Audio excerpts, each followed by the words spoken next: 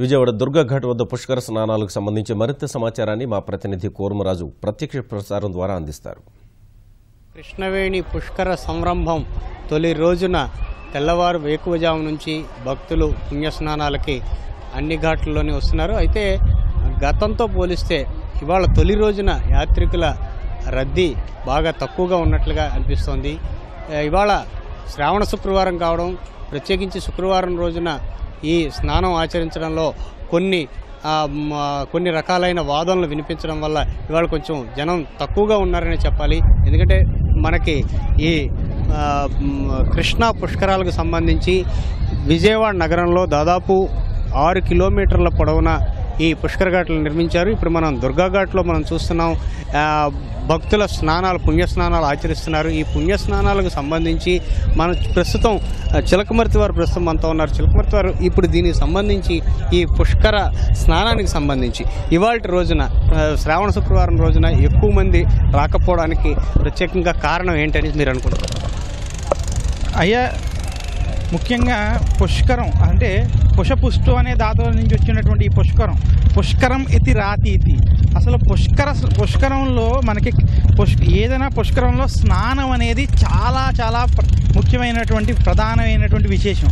యాక్చువల్గా పుష్కరాలలో స్నానానికి ఉన్నటువంటి ప్రాధాన్యత ఏంటంటే అది చెప్పలేనటువంటి, అది మాటల్లో చెప్పేటువంటి విశేషం కాదు.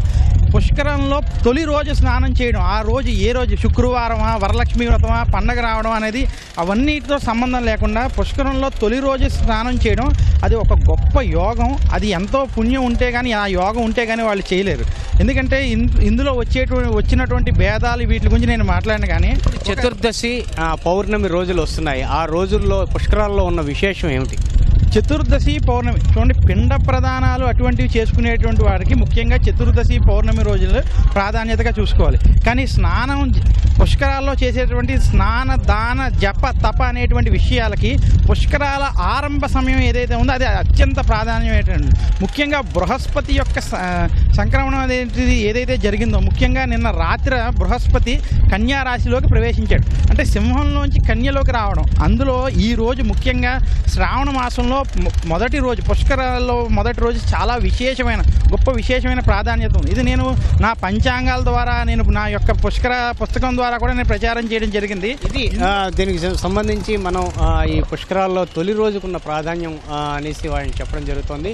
మనకి ఇవాళ ఏర్పాట్ల విషయానికి వస్తే మొత్తం ఈ 170 ఘాట్లలో రాష్ట్రంలోని 3 జిల్లాల్లో, అటు కర్నూలు, గుంటూరు, కృష్ణా జిల్లాల్లో మొత్తం 170 ఘాట్లని ప్రభుత్వం ఈ స్నానాలకు అనువుగా తీర్చిదిద్దడం జరిగింది. పైనుంచి కృష్ణా పుష్కరాలకు సంబంధించి పైన శ్రీశైలం, సాగర్ నుంచి ప్రకాశం బ్యారేజీకి నీటి విడుదలను కూడాను సాధ్యమైనంత ఎక్కువగా చేపట్టడం జరిగింది. ప్రకాశం బ్యారేజ్ దిగువన నీటి లభ్యత పూర్తి స్థాయిలో ఉండేటట్లుగా కూడాను అధికార యంత్రాంగం చర్యలు చేపట్టింది. ఎందుకంటే ఇప్పటికీ 1.5 నుంచి 2 టీఎంసీల నీటిని ఈ పుష్కరాల కోసం వినియోగించుకోవాలి. అలాగే వీటిని కాలువలకు మళ్లించడానికి అనువుగానేమో ఏర్పాట్లు కూడా చేయడం జరిగింది. మొత్తం ఈ పుష్కరాలు 12 రోజుల్లో కలిపి దాదాపు 3 కోట్ల మందికి పైగా భక్తులు పుణ్యస్నానాలు ఆచరిస్తారనేసి ప్రభుత్వం అంచనా వేసి అందుకు అనుగుణంగా పుష్కర నగరాలను కానీ పుష్కర ఘాట్లను కానీ తీర్చిదిద్దడం జరిగింది. కెమెరామెన్ భాస్కర్తో కూర్మరాజు, ఈటీవీ న్యూస్, విజయవాడ.